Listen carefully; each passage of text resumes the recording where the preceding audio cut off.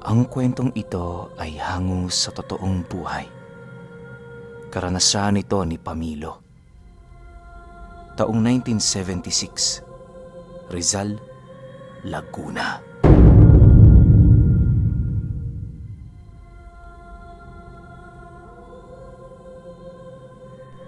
Itong mga panahong ito, nakatira ang pamilya ni Pamilo sa paanan ng bundok ng Banahaw.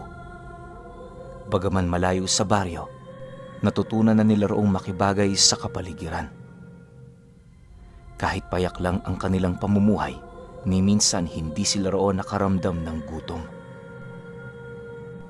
Kasama ni Pamilo na manirahan sa lugar na yon, ang iilan sa kanyang kamag-anak. Kabilang narito ang kanyang lolo at lola at iilang pinsan niyang may mga asawa na rin. Tatatlong bahay lang ang itinirik nila roon. Sa likod nito, naroon ang kanilang mumunting hardin na pinagkukunan nila ng makakain. Sa harapan din ng kanilang tahanan, makikita mo ang isang daan na patungo sa tuktok ng Banahaw. Dahil sa isa ang kanilang lugar sa mga dinaraanan ng mga taong namumundok, kung kaya't araw-araw sila roong nakakasalubong ng mga magsasakang galing bayan at iilang sityo. Kapag panahon naman ng Biyernes Santo, halos hindi mahulugan ng karayom ang mga taong dumaraan doon dahil sa kanilang mga panatang nais na matupad. Bagaman marami ang tumutungo sa tuktok ng Banahaw para mamanata, nananatili naman yung sikreto sa hanay ng gobyerno. Karamihan kasi sa mga taong nakakaalam sa gawaing yon ay pinipili na lamang itong isikreto, lalo pat maging ang mga ito man ay seryosong namamanata sa milagrong na ibibigay ng bundok. Para maging matiwasay ang pagdaan ng mga tao roon tuwing Semana Santa, gumagawa sila roon ng maayos na daan kapalit ng konting salaping ibabayad para sa trabaho nila. Wala namang umaangal sa singil nila Pamilo, lalo pat karapatan din naman nila yon kahit papaano. Sa loob ng ilang dekadang pagdaan ng Biyernes Santo, nagpatuloy ang ganoon nilang gawain. Tuwing nagtatrabaho sila sa daan patungo sa tuktok, labis-labis naman ang kanyang pagtataka sa kadahilan ng bakit yung mga taong nakatira sa baryo ay namamanata roon samantalang sila ay hindi. Ilang beses niya na yung itinanong sa kanyang lolo at lola pero wala naman yung matinong na isasagot sa kanya. Dahil dito, nagpasya siyang tanungin ang kanyang mga pinsan, subalit maging ang mga ito man bigong makasagot sa kanyang tanong. Magmula noong naging palaisipan na yon kay Pamilo, patuloy siyang naghahanap ng kasagutan ukol dito.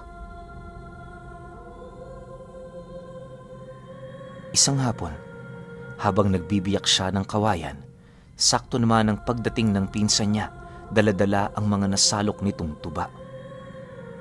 Paglapit nito sa kanya, agad naman siya nitong niyayang uminom, kung kaya't hindi na rin siya nagdalawang isip na iwan ang kanyang ginagawa. Habang nasa kasagsagan sila ng pag-iinuman, dumating naman ang lolo at lola nila na galing pang bayan. Napakahilig ng lolo niyang yon na uminom ng tuba, kung kaya't nang makita sila nitong nagkakasiyahan, dali-dali naman yung umupo sa kanilang kinaroroonan. Unang inom pa lang nito, puno agad ang isang baso. Makalipas lamang ang ilang minuto nilang pag-iinuman, pansin na noon ni Pamilo ang pagkalasing ng matanda. Bukod sa pasigaw na ang pananalita nito, panay na rin ang pagtapik nito sa kanya kapag yon ay tumatawa.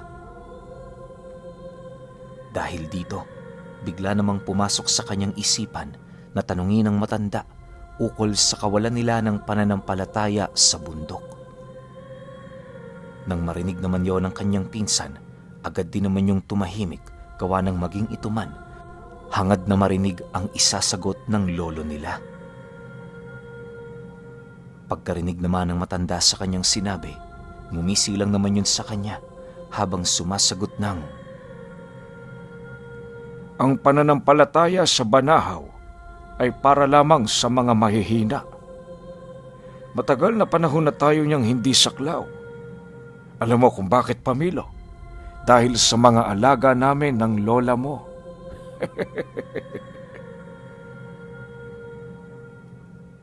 Matapos nitong makapagwika, agad naman itong kinuha sa kanya ang baso sabay inom ng tuba. Nang marinig naman niya ang sinabi nito, halos hindi niya gaanong maunawaan ang ibig nitong sabihin. Pakiramdam ni Pamilo sa mga katagang inilahad nito sa kanila, meron doong nagkukubling isang sikretong malapit na nilang malaman. Sa pagpapatuloy ng kanilang pag-uusap, inilahad ng lolo nila na kagaya ng mga antingerong umaakyat sa bundok, ganon din ang lahing pinagmula nila. Sa katunayan, ang lolo nilang yon ay ang huling nagmana ng lahat ng karunungan ng kanilang angkan. Isa rin ito sa mga rason kung bakit sa nilawak-lawak ng lupain nila sa Rizal, sa paanan pa sila ng Banahaw tumira. Ayon sa kanyang lolo, lahat ng bagay na yon ay merong kalakip na kasagutan. Ang katotohanan kung bakit sila doon nanirahan ay dahil sa misyong iniatang sa lolo nila. Pagtatapat pa nito na 5 silang magkakadugong pamilya ang nagbabantay papaikot ng bundok. Kaya nila yung ginagawa ay upang masigurong walang masamang nilalang ang makakatapak sa banal na lupa. Dagdag pa nito na buong buhay nilang pananatili sa lugar, mahigpit nila yung itinago kay Pamilo at sa mga pinsan niya. Matapos naman nilang marinig ang tungkol doon na sila unti-unting nagkaroon ng ideya ukol sa nais ilahad ng matanda. Makalipas pa ang ilang minuto nilang pag-uusap, doon niya napag-alaman ang totoong rason kung bakit pumanaw ang kanyang mga magulang noong nasa 4 na taong gulang pa lamang siya. Ayon sa lolo niya, nakipaglaban ang mga magulang niya sa iba't ibang uri ng elemento para lamang makapagbigay ng sapat na oras upang maitaas ang harang ng bundok.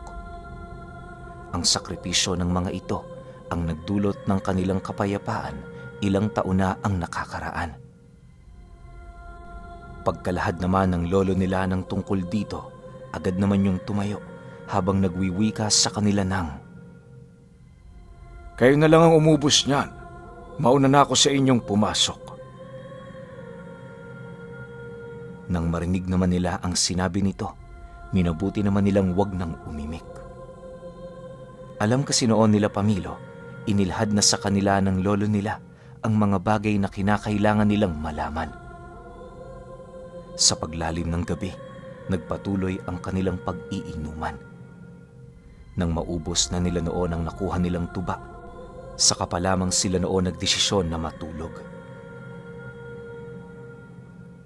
Makalipas pa ang ilang buwan, sumapit na nga ang buwan ng Semana Santa. Habang abala ang lahat ng mga namamanata, naging abala naman sila Pamilo sa pag-aayos sa daan patungo sa tuktok ng bundok.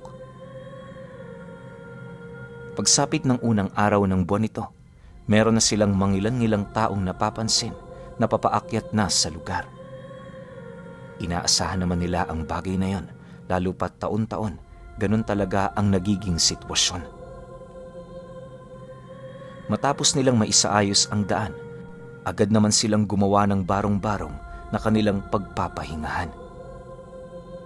Nang maisakatuparan na nila ito, doon pa lamang sila tuluyang nakapagpahinga. 2 araw bago sumapit ang Biyernes Santo, inabisuhan sila ng lolo nila na wag nang bumaba ng bundok ni tumungo sa baryo na malapit lang sa kanila. Naniniwala kasi ito, hindi naligtas ang lugar na nakapaligid sa Banahaw sa mga kagaya nilang tagapagbantay nito. Dagdag pa nito na kapag sinuway nila ang babalang yon, may posibilidad na hindi na sila makabalik ng buhay sa kanilang bahay. Matapos namang marinig nila Pamilo ang tungkol doon, hindi naman nila maiwasang umangal, gawa ng papaanong mapanganib yun para sa kanila. Gayong yung mga taong naninirahan sa mga baryo, malaya namang nakakapamuhay. Nang marinig naman ito ng kanilang lolo, dali-dali naman yung lumapit sa kanila habang nagwiwika ng, Ibahin mo ang lahi natin sa mga ordinaryong tao, Pamilo. Lahat ng mga nilalang na nasa kaliwa na namamahay papalibot ng Banahaw, matagal nang nagtanim ng galit sa ating pamilya. Hindi ka pa man sinisilang galit na sila sa'yo. Hindi ba napapansin mo noon pa, tuwing sumasapit ang mga araw na ito, wala ni isa sa atin ang umaalis dito? Mamayang gabi, ipapakita ko sa inyo ang nais kong sabihin. Matapos nitong makapagsalita, agad naman yung bumalik sa kanilang tahanan para ipagpatuloy ang iniwan nitong trabaho. Sa pagsapit ng gabi noong mismong araw na yon, isinama sila ng matanda patungo sa gilid ng Banahaw kung saan doon nila nasilayan ang napakaraming mga engkanto at mga aswang na naghihintay sa paanan ng bundok. Bawat isa sa mga ito nagpupumilit pumasok sa Banahaw, subalit patuloy naman yung pinipigilan ng mga harang na pumapalibot doon. Sa pagpapatuloy ng kanilang pagmamasid, nagdesisyon ang lolo nila na bisitahin ang kanilang mga kadugo na kasabayan din nilang naninirahan sa bundok ng Banahaw. Naniniwala ito, yon ang pinakamagandang pagkakataon para makilala yon nila Pamilo at ng kanyang mga pinsan. Makalipas lamang ang ilang minutong paglalakad, narating nila ang isang barong-barong na nakakubli sa kawayanan. Pagkatok nila rito, agad naman silang pinagbuksan ang pinto kung saan doon bumungad sa kanila ang isang makisig na lalaki na merong daladalang talibong. Nang masipat naman ito ang lolo nila, walang pagdadalawang isip naman yung tumabi habang nagwiwika dito ng, Kayo pala yan, Tandang Gorgonyo. Ano hong pakay ninyo? Bakit gabi kayo bumisita? Nga pala, silang dalawa na ba ang mga pamangkin ko? Parang ang bilis ng panahon ah. Dati nung bumisita ako sa inyo, maliliit pa yung mga yan. Nang marinig naman yon ng matanda, tumangulang naman ito pagpapakita ng kanyang pagsang-ayon. Pagpasok nila sa loob ng bahay, paisa-isa naman sila nitong ipinakilala at kasabay nito ang walang pag-aalinlangan nitong pagtatapat ukol sa mga nangyayari. Ayon sa lolo nila, may napapansin yung kakaiba sa mga nilalang na nagkukumpulan sa paanan ng bundok. Naniniwala ito, dumarami ng dumarami ang naghihintay sa kanilang pagbaba tuwing sumasapit ang Biyernes Santo. Dagdag pa nito na mapanganib para sa kanila ang ganoong sitwasyon, lalo pat kapag nagkataong mabasag nito ang harang na kanilang pinangangalagaan, hindi nila yun basta-bastang mapipigilan. Nang marinig naman ito ng lalaki na kausap nito, napangiti lang naman yon habang sumasagot doon ng, Kaya nga naghahasa na ako ngayon eh. Tamang-tama ang pagdating ninyo. Ipapakita ko sa inyo kung papaano lilipuli ng mga demonyong naghihintay sa atin na bumaba. Pamilo, Igoy, panoorin niyo ang gagawin ko. Matapos nitong makapagwika, dahan-dahan naman yung tumayo, bitbit ang dalawang sundang na pinatalim nito. Nang makalabas na sila sa bahay ng lalaki, laking gulat na lamang nila nang bigla yung lumundag patungo sa paanan ng bundok at kasabay nito ang buong tapang nitong pagsugod sa kinaroroonan ng mga nilalang. Walang habas nitong inihataw ang kanyang mga dalang armas na parabang gumagapas lamang yon ng damo.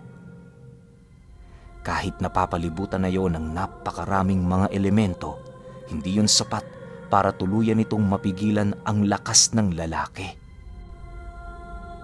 Maya-maya pa, bigla naman yung natigilan nang masipat nito ang grupo ng mga aswang na papasugod. Maniwala kayo o hindi, pagkumpas ng mga kamay nito, kitang-kita nila Pamilo kung papaano tuluyang manghina ang grupo ng mga aswang. Bago pa man yun makalapit sa lalaki, wala na yung lakas para lumaban kung kaya't yun din ang naging sanhi ng mabilisan nilang pagkalipol. Sa loob ng ilang minutong pakikipaglaban nito, halos maubos na ang mga nilalang na nasa paligid. Hindi naglaon nang masipat ng lalaki ang pagdating pa ng iilan nitong mga kauri. Nagdesisyon na yung bumalik sa kinaroroonan nila Pamilo. Sa pagdating nito sa kanilang tahanan, dali-dali naman itong hinugasan ang dala nitong sundang upang masigurong walang kakapit doong lason. Makalipas pa ang ilang minuto, nang nagpapahinga na sila, inilahad ng lalaki na totoo nga ang obserbasyon ng lolo nila. Sa paglipas pa ng mga araw, naging mahigpit sila Pamilo sa pagpapapasok ng mga taong namamanata, gawa ng ayon sa lolo nila, may posibilidad na magbalat kayo bilang tao ang mga nilalang. Bagaman hindi nila pinagdududahan ang bisa ng kanilang harang, mas mainam pa rin kung magdodoble ingat. Upang makasigurong purong mga nasa kanan ang namamanata, lahat ng pangontrang laban sa iba't ibang uri ng nilalang ay iniikot nila sa buong daan. May iilan mang nakakapansin nito pero ipinagsawalang bahala na nila ito. Akala nila Pamilo, ligtas na ang bundok sa ganoong seguridad, pero habang papalapit ng papalapit ang Biyernes Santo, tila bang mas lumalakas din ang puwersa ng kanilang mga kalaban. Pagtungtong ng Huwebes, laking gulat na lamang nila nang mapansin nila ang nagbabalat kayong aswang na dahan-dahang binabagtas ang daan patungo sa daang kanilang binabantayan.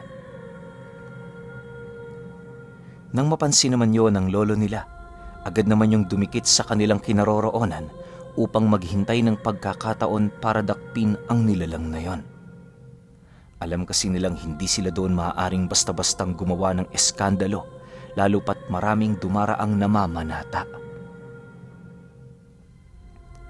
Makalipas pa ang ilang minutong pagmamasid, nang akmang papalagpas na sa kanila ang aswang, agad naman yung hinawakan sa kamay ng lolo nila, sabay akbay dito. Bago yun umalis sa kanilang kinaroroonan, inabisuhan nito si Pamilo na sumunod.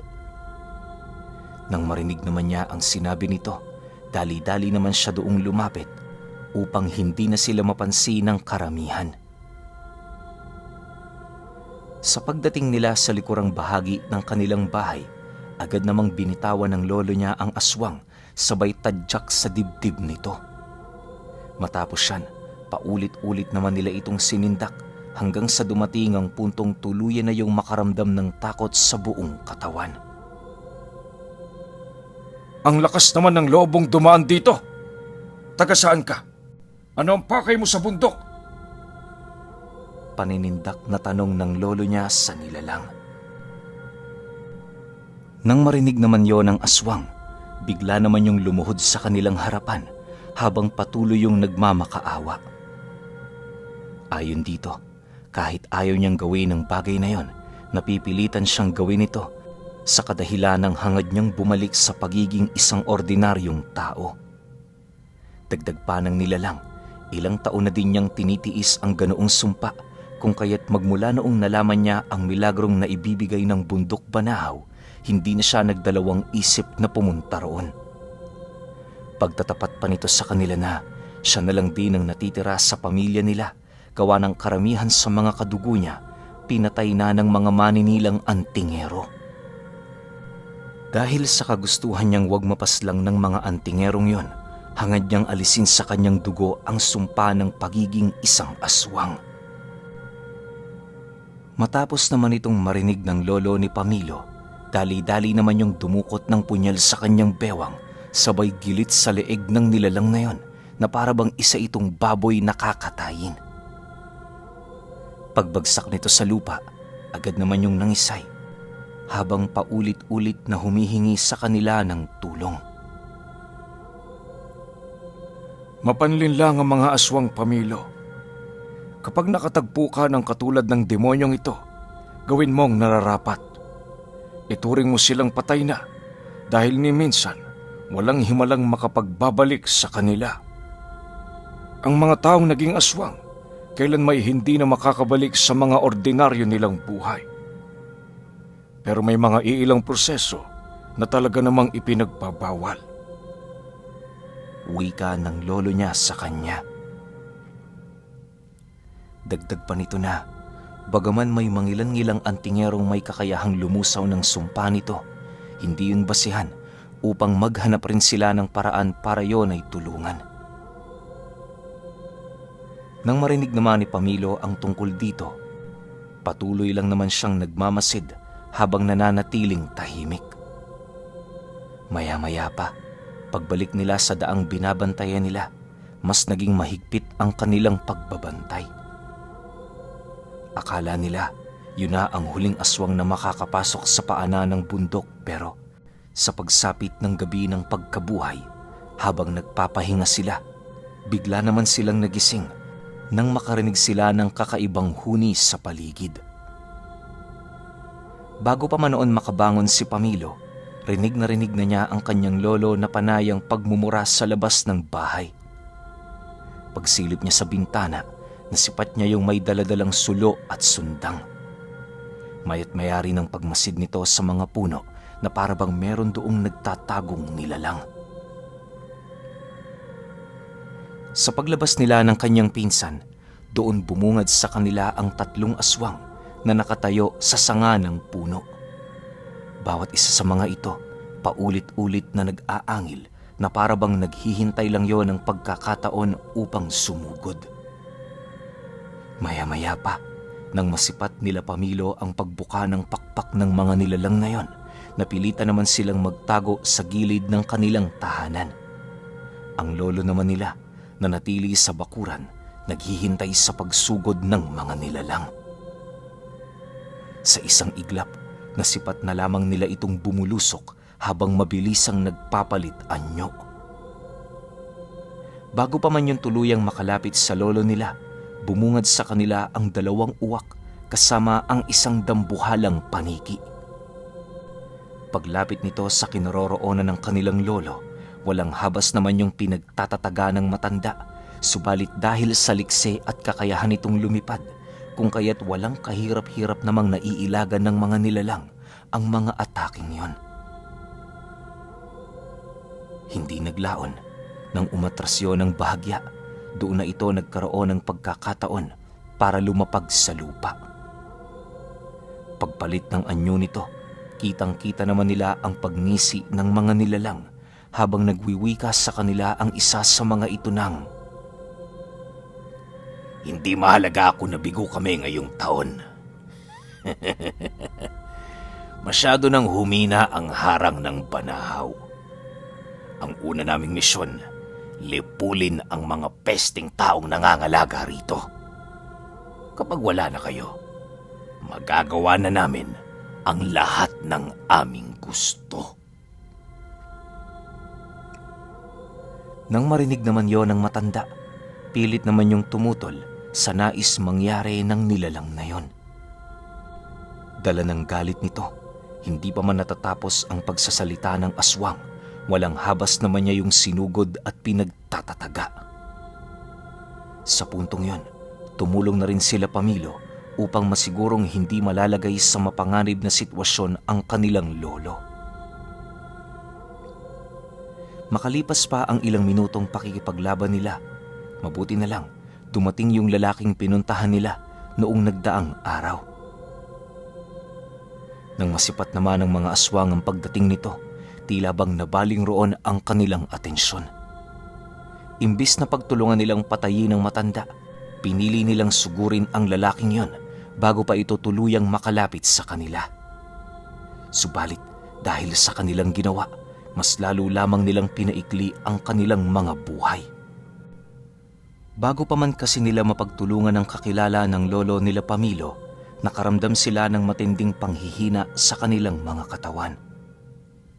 Sa muling pagsilay ng mga ito sa lalaki, doon nila nasilayan ang tanga nitong medalyon na nasa wangis ng isang nakapulupot na ahas na nakaangat sa mismong buntot nito. Nang akmang magsasalita pa ang mga aswang na lalaking dumating, agad naman sila nitong tinaga sa ulo na siyang naging sanihi ng mabilisan nilang pagkamatay. Sa pagbalik ng katahimikan sa paligid, agad naman yung lumapit sa matanda upang ilahad rito ang tungkol sa panghihina ng harang.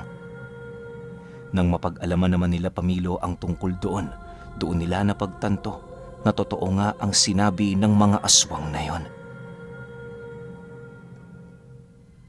Sa paglipas ng mga araw, wala silang ibang pinagtuunan ng pansin kundi ang muling pagpapalakas ng harang. Halos inabot din sila ng 8 buwan bago nila maibalik ang dating lakas nito. Sa pagbalik ng katahimikan sa kanilang lugar, inilahad ng lolo nila kung sino ang magiging tagapaghalili nito. Pasensya na kayo, wala akong karapatang ilahad kung sino kay Pamilo at sa pinsan niya ang naging tagapaghalili. Pero alam niyo ba na kahit hanggang ngayong mismong araw na to, patuloy pa ring nagkukubli ang mga hinirang na tagapagbantay ng bundok Banahaw.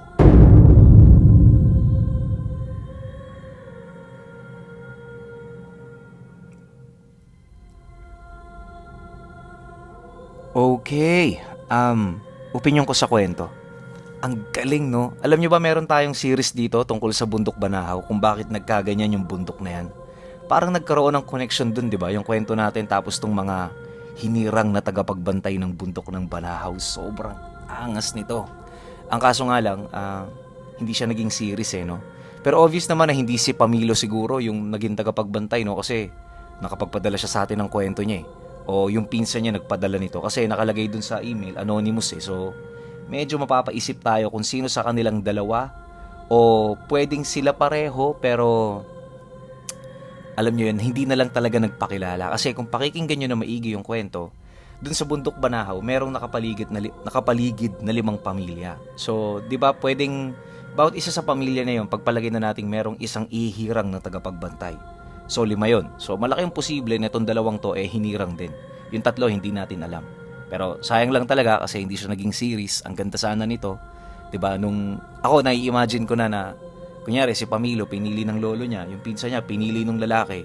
Yung bang parang ititrain sila o ipapakita sa kanila kung paano yung tamang proseso ng pagbabantay ng bundok. Yun yung hinihintay kong marinig o mabasa Kaso wala isang kwento lang. Pero para sa akin naman, solved na ako dito. Pero kayo pa rin, kung may opinion kayo sa kwentong ito, comment nyo lang sa baba. Yun lang, hanggang sa susunod na kwento. Salamat.